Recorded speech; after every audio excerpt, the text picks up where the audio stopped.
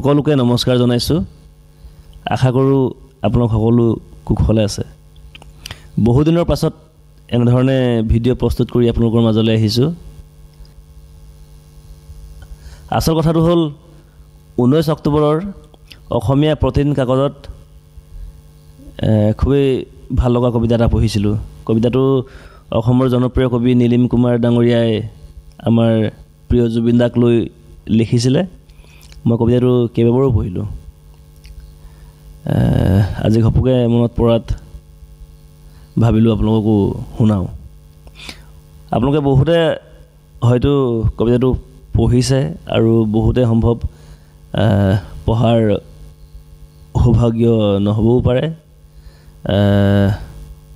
আহকচোন শুনক, মই ভাবোঁ আপোনালোকে ভাল পাব।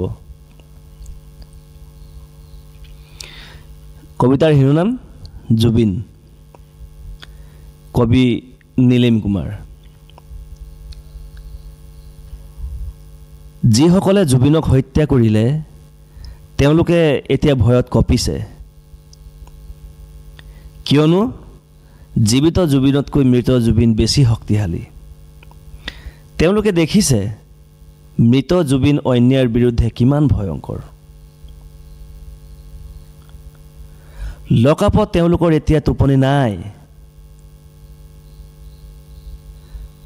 ভাত পানী নাই, নাই জন্মদিন নামৰ কোনো কেকৰ টুকুৰা।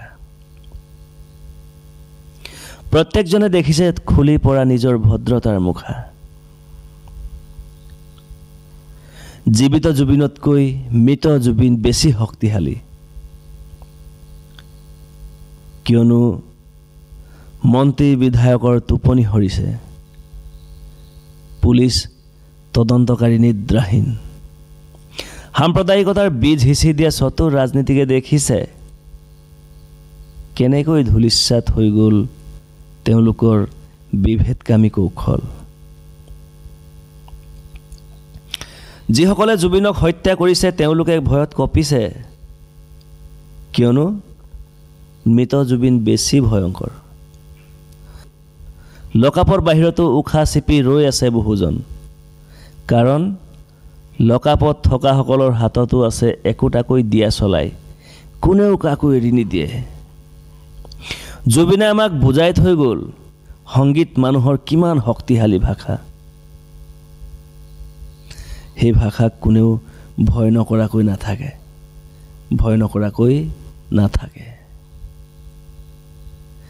পৃথিৱীৰ আটাইতকৈ মিছা কথা কোৱা এখন জিভাই যদি ভাবিছে, আৰু যদি ভাবিছে কোনোবাই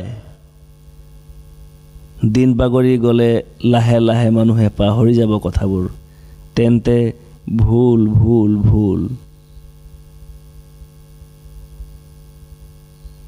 তেওঁলোকে মনত ৰাখক, জীৱিত জুবিনতকৈ কিন্তু মৃত জুবিন বেছি শক্তিশালী, বেছি ভয়ংকৰ। নমস্কাৰ জনাইছোঁ, ধন্যবাদ।